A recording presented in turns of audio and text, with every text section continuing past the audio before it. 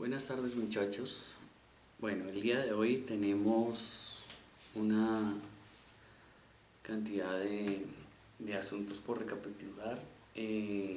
Asimismo quiero comentarles que esta transmisión va a ser más bien corta en la medida en que he respetado y quiero seguir respetando los procesos de escritura de cada uno de ustedes.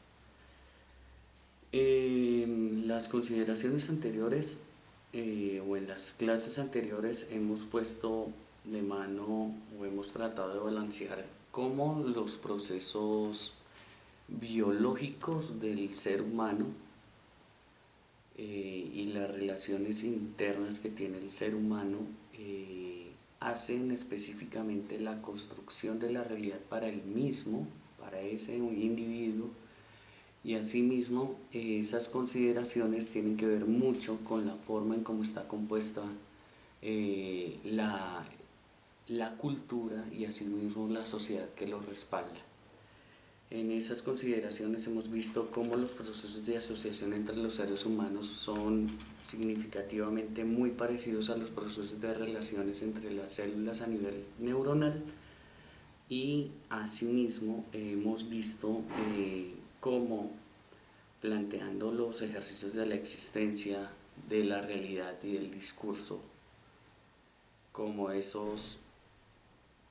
desorden, como ese preorden y como ese orden significativamente tienen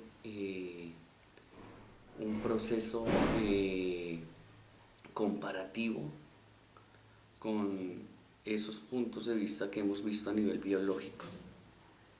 En este momento me dispongo a hablar acerca del discurso como forma de dominación, teniendo en cuenta esos tres conceptos que habíamos visto, que eran desorden, preorden y orden, entendiendo que este último, el orden, se establece como la posición o la posibilidad de manifestar los distintos mundos o las distintas posiciones de la vida que responden específicamente al contacto del individuo con la exterioridad. En esas condiciones vamos a hablar del discurso como forma de dominación, teniendo en cuenta algunos apartados de Foucault, Michel Foucault, y de Theo van Dijk o Van Dijk, y que ustedes pueden encontrar en internet. Entonces, ¿cómo funciona el discurso en tanto dominación? Tendríamos que tener presente que todo discurso está compuesto por elementos de realidades alternas o propias de los individuos que tienen procesos de comunicación. De hecho, sin los procesos de comunicación no se podrían entender los discursos como tal. O sea, en palabras más, palabras menos, el discurso o los discursos tienen que ver específicamente con procesos de comunicación, y que sin esos procesos de comunicación el discurso como tal no sería evidente o no sería un manifiesto específico de la existencia del ser humano. Ahora bien, el discurso como forma de dominación está compuesto por conceptos que a su vez tienen valor, es decir, están compuestos por elementos que suscitan un valor no solamente para quien pregona o para quien entabla un proceso de comunicación, sino para también quien establece relaciones específicas dentro de los elementos de esa comunicación. Entonces, también es cierto que el proceso de dominación frente al discurso tiene que ver específicamente con asuntos que no solamente van con la semántica o con los significados, sino también con los valores absolutos de esos enunciados. Y el primer elemento que vemos dentro de esos discursos son los elementos que tienen que ver, o pues lo que establece el valor y la personificación del valor. El objetivo de los discursos es establecer formas de vida, pero a partir de esas formas de vida se intenta en cierta medida transformar las acciones de quienes tienen contacto con ese discurso. En otras palabras, no solamente significa el hecho de convencer, sino de buscar que los individuos que escuchan o que tienen contacto con ese discurso se vean convencidos para elaborar o transmitir o conseguir un conjunto de acciones que transformen sus existencias de acuerdo con el discurso previamente observado. Entonces, pues uno de los elementos que tiene el discurso será obviamente convencer y utilizar la retórica, por favor buscar retórica, para determinar un conjunto de acciones que no solamente tienen que ver con acciones con respecto al medio, sino también tienen que ver con acciones acerca de las condiciones de vida del mismo individuo que tiene contacto con ese discurso. Entonces, si bien convencer es una de las situaciones que presentan los discursos, convencer es apenas un artilugio, es la parte más sencilla del asunto que tiene que ver con los discursos. Ahora, ¿cómo vemos los discursos?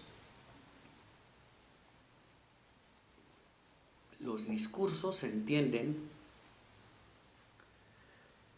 como todas esas manifestaciones de vida de los individuos, esas manifestaciones de vida que tienen como base principal la existencia de los individuos y de la realidad de los mismos. Ahora bien, el discurso aporta en el orden de las manifestaciones de la realidad. Sin embargo, el discurso es como un caleidoscopio detenido. No sé si han tenido contacto con un caleidoscopio, pero me gustaría que lo buscaran en internet y se dieran cuenta de las cosas tan bonitas que se pueden ver en la transformación de los colores y de las formas dentro de un caleidoscopio.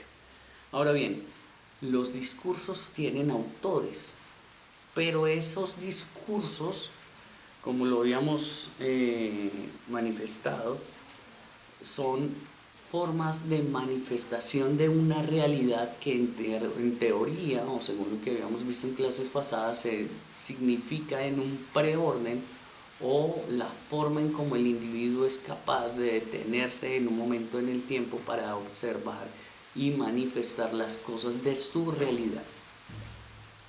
En esas consideraciones valdría decir que existen tantos discursos como manifestaciones de la vida humana. Sin embargo, es claro que esos discursos no son sino repeticiones de otras manifestaciones que fueron precedidas a la existencia de esa transformación o de ese punto de vista, en tanto ese individuo que está formulando su discurso tiene preacontecimientos o tuvo acontecimientos previos que manifestaron o que permitieron la existencia de la observación de la realidad tal como la tiene. Ahora bien, el discurso se puede manifestar que tiene un autor.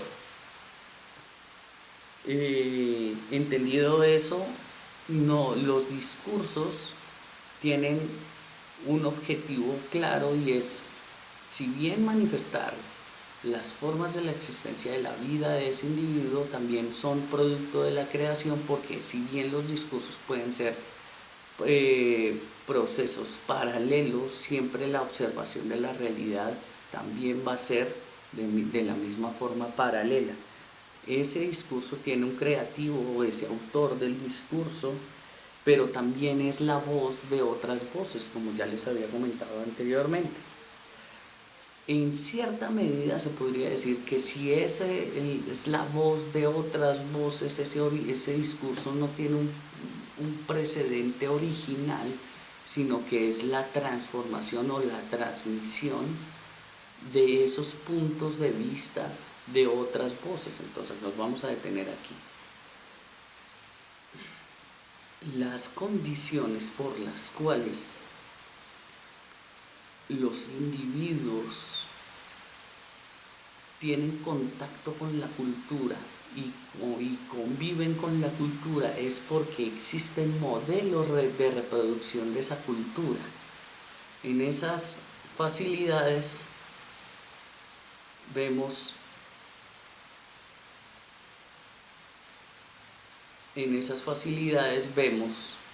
cómo el individuo reproduce la cultura, pero más que reproducir la cultura, reproduce los discursos de esa cultura y con eso también somete a los individuos que están en consideración o están en contacto con él a entender y manifestar una forma de vida homogénea con la existencia de ese primer individuo.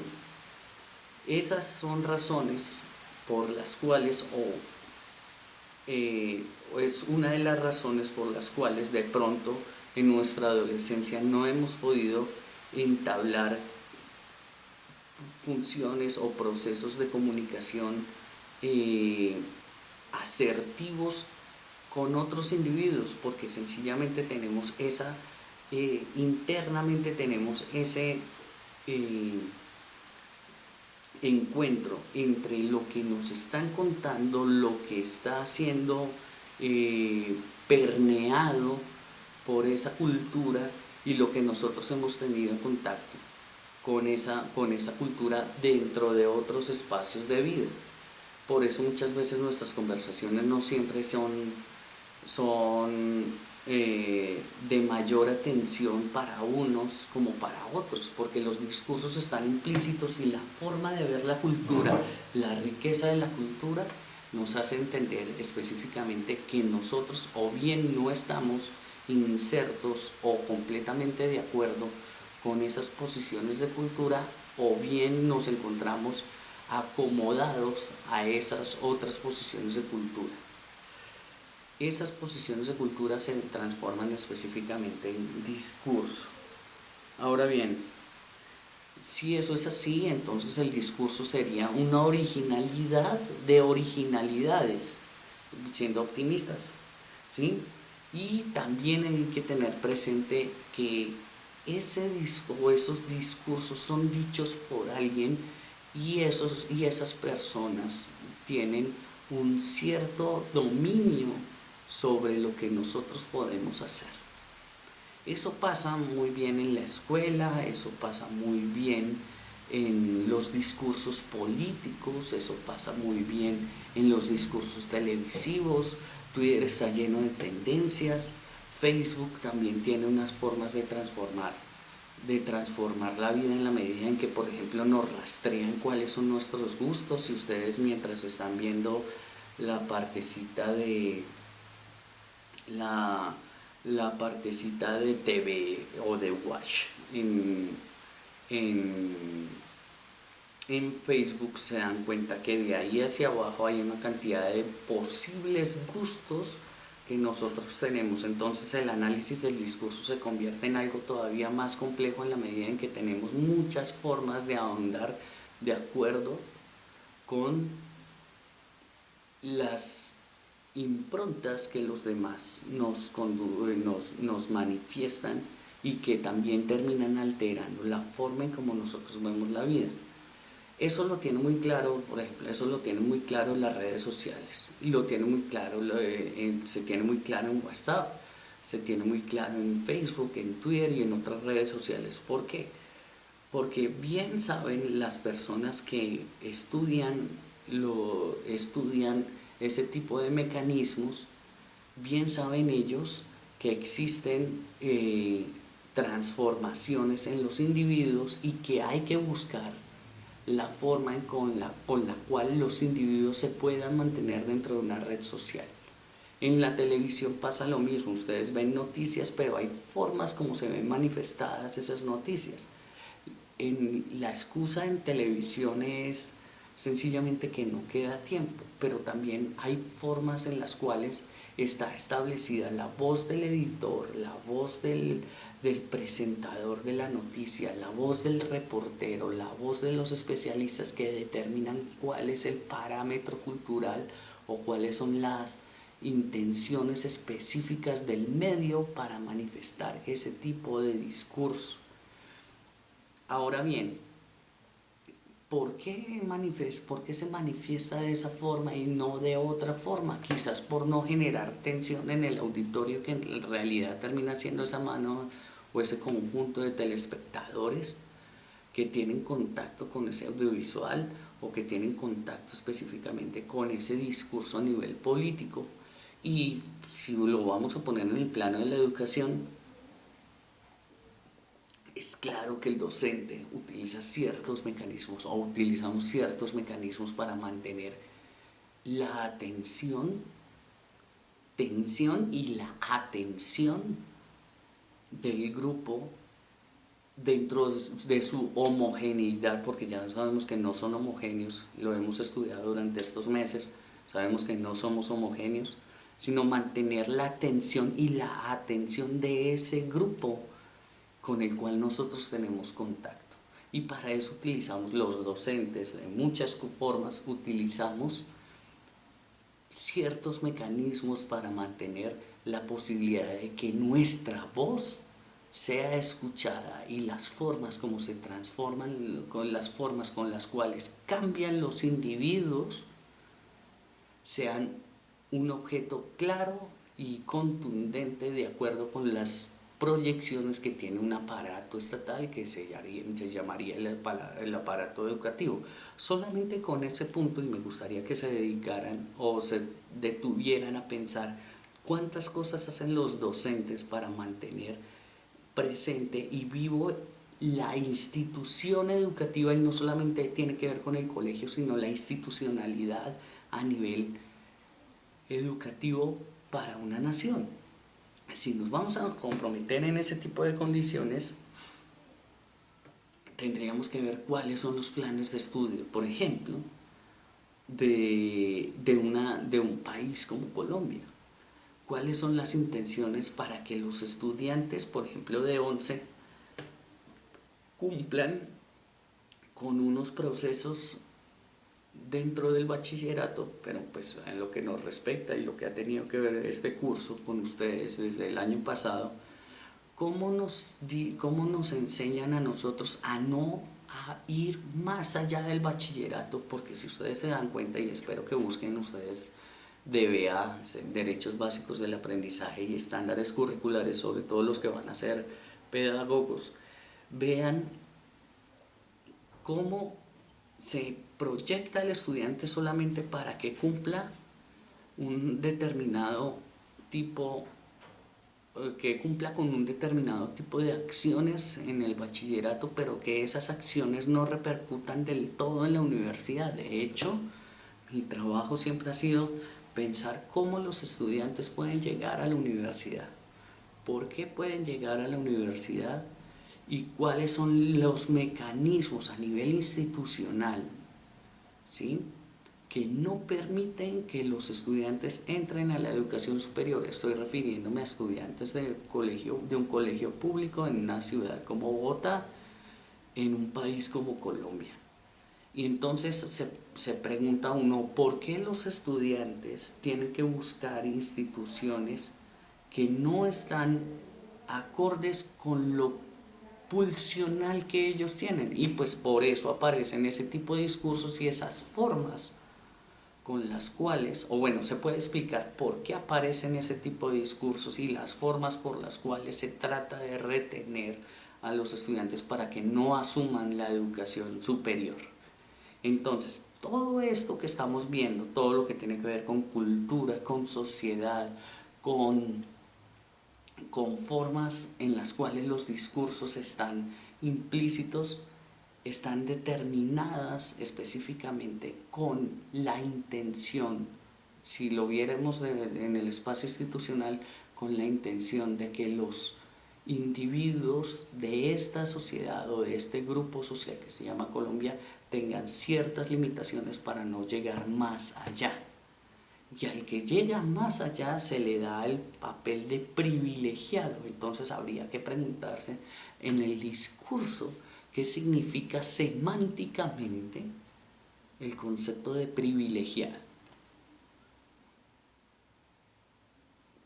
En esas condiciones aparece entonces la dominación o las formas con las cuales se utiliza, entre comillas, la violencia para delimitar las acciones de esos grupos sociales. Es decir, podríamos acaparar o podríamos comparar o podríamos poner al mismo nivel el proceso de violencia discursiva con dominación. Porque en ese proceso de violencia discursiva y dominación hay una intención de mantener limitadas las acciones de los individuos que tienen contacto con los discursos.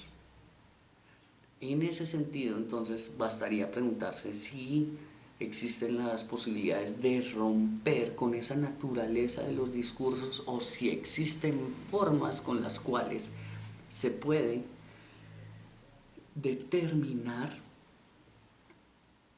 formas de ruptura del individuo, es decir, de cada uno de ustedes con respecto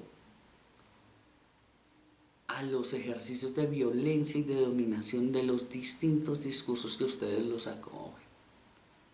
Entonces pensémoslo así: ¿cómo están presentándose o cómo ustedes están leyendo las distintas informaciones que tienen? ¿Cómo se manifiestan esos preórdenes, es decir, cómo se manifiesta esa realidad para los demás? Y cómo se manifiesta esa realidad en los discursos que serían los órdenes, los distintos órdenes, para no ver el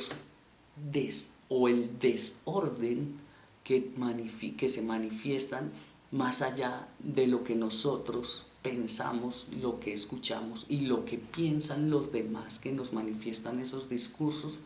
¿Cómo hemos elaborado nosotros nuestro discurso para no pensar más allá de nuestra propia existencia?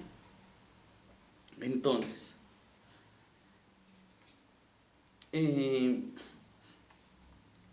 el discurso siempre va a haber algo interesante, y es que, como les decía hace un momento, en el discurso se puede entender que existe una personificación del valor. ¿Y cómo se lo puedo explicar? Pues como se lo expliqué hace un momento. ¿Por qué ustedes creen en mí? ¿Por qué le creen a un influencer? ¿Por qué creen en una tendencia? ¿Por qué le creen al presentador de las noticias? ¿Por qué le creemos al pastor o al sacerdote? Pues porque culturalmente se ha entendido que esa persona es capaz de llevar la voz, y la voz para todos. Pero entonces la pregunta es: si la voz es para todos, ¿por qué todos no hablamos? ¿Por qué es necesario personificar? Entonces, en el discurso está entendido un ejercicio de personificación, y en esa personificación hay un objetivo: darle valor a ese discurso de acuerdo con quien lo dice. Y si eso es así, estamos posiblemente llevados por un proceso de manipulación y de violencia simbólica que tiene que ver con quién dice los discursos, cómo los dice, para quién los dice, en qué momento los dice. Bueno, entonces, en el discurso hay una personificación del valor, ¿sí? En la medida en que estamos pensando en quién dice las cosas, por un individuo, y para los individuos. Ahora bien, existe una objetivación, es decir, en el discurso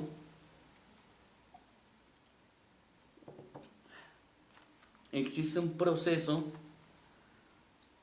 de manipulación de la existencia, es decir, manipulación del desorden, ¿sí?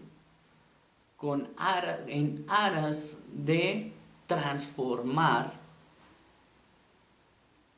la realidad de quienes tienen contacto con ese discurso.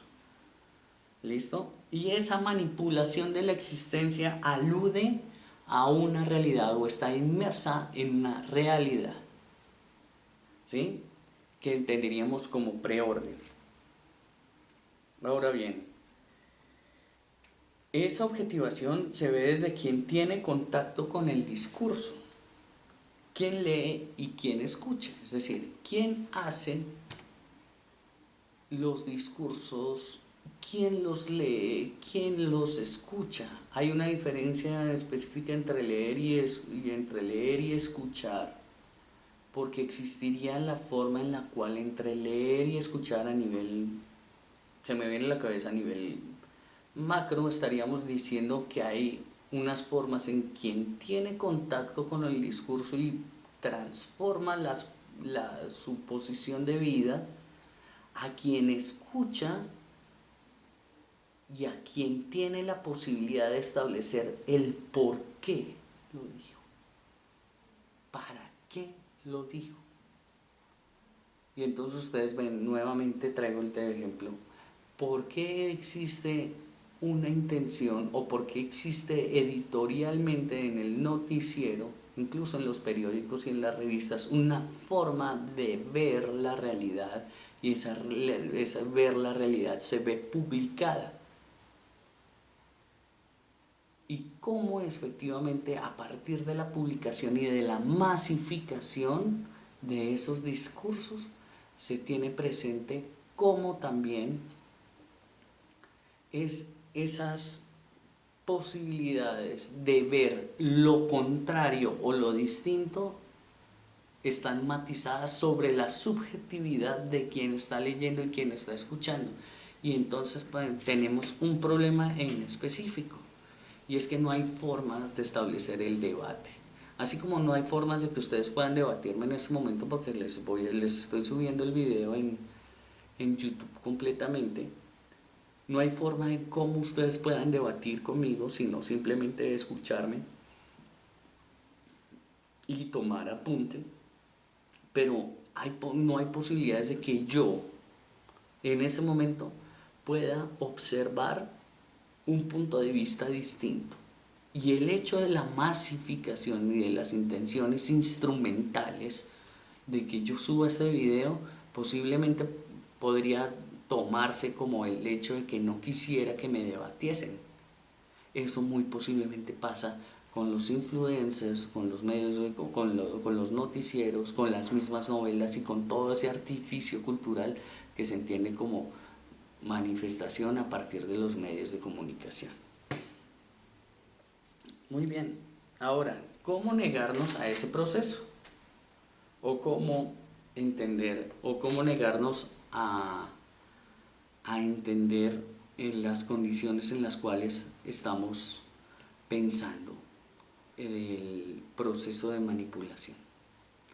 Primero quiero decirles lo siguiente: no hay forma de no tener presente la realidad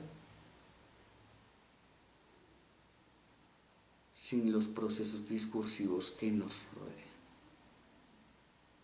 O sea, no hay forma de negar los procesos de comunicación y de negar los procesos discursivos que nos rodean.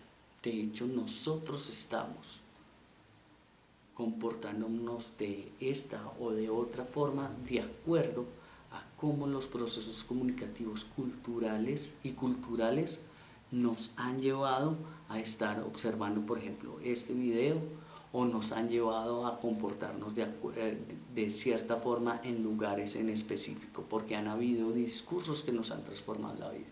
Entonces negar las formas de discurso es prácticamente un imposible, porque ya a pesar de tener conciencia de la gravedad de los discursos y de la gravedad de las ausencias de cultura o las formas en las cuales la cultura nos ha hecho únicos, no serían, no serían, o sea, la posibilidad de que eso sucediese es prácticamente nula. Estamos hechos a partir de discursos y de formas culturales.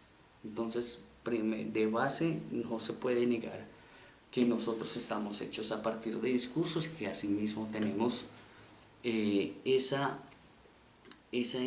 imprinting, esa impronta que nos hace ser así como somos. Lo que sí podemos hacer es utilizar, lo que sí podríamos utilizar son formas en cómo, en observar los discursos, no hacia atrás, o bueno, se podrían hacer hacia atrás, sino también los discursos que vienen de aquí hacia adelante. Hay dos formas, o bueno, hay dos mecanismos. El primero está por Van Dijk, que es el análisis crítico de los discursos, y la otra, los estudios, de parte de Foucault, los estudios arqueológicos de los discursos. Algo tienen que ver los dos, sin embargo son posiciones someramente distintas. Entonces, en las condiciones en las cuales los discursos están estructurados históricamente, tiene que ver con esa forma arqueológica de estudio de los discursos. Mientras tanto que la forma en cómo esos discursos han afectado a los grupos sociales hacen parte también de ese análisis crítico del discurso. Son tipos de investigación distintas y son bastante densos. ¿Qué se puede hacer? Pues en principio documentarnos acerca de qué sería la arqueología en tanto los discursos de parte del señor Michel Foucault, y lo segundo, el análisis, estudiar acerca de qué es el análisis crítico de los discursos, cómo esas formas, cómo esos discursos han transformado la existencia de los seres humanos y cómo esos discursos hacen complejas las relaciones entre los seres humanos en tanto violencia y dominación. Entonces, ¿cuál será el trabajo? Muy sencillo. Van a seguir investigando, o los que no han empezado van a empezar a buscar acerca de eso, de esos dos conceptos: arqueología de los discursos de Michel Foucault y análisis crítico de los discursos. Entonces, esas son las dos cositas que les quería comentar para hoy. Y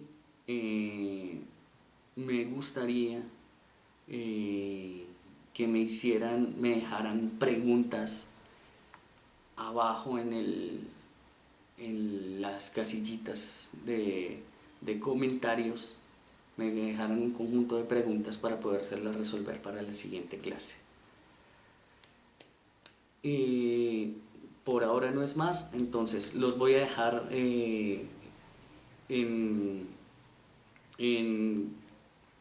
bueno, con la triste noticia de hoy, que fue que se murió otro más de los integrantes de Lelutier. Entonces, si no han buscado Lelutier, les dejaré, les dejaré en WhatsApp, les dejaré el nombre del grupo y me gustaría que tuviesen contacto con ese grupo. Bueno, entonces, nuevamente, análisis crítico del discurso y el análisis arqueológico del discurso como formas de entender finalidades e intenciones, ¿sí? Entonces también van a buscar la palabra teleología, no teología, sino teleología, y con eso pues ustedes escribirán sus apuntes. Vamos a esperar a que ustedes sigan escribiendo sus apuntes y nos veremos en una próxima oportunidad. Gracias por estar aquí. Espero que ustedes sigan estudiando para ustedes, no para lo que yo estoy esperando de ustedes, y que puedan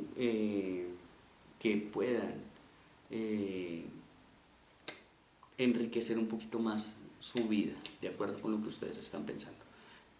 Mi nombre es Jorge Eduardo Álvarez y que tengan una excelente tarde.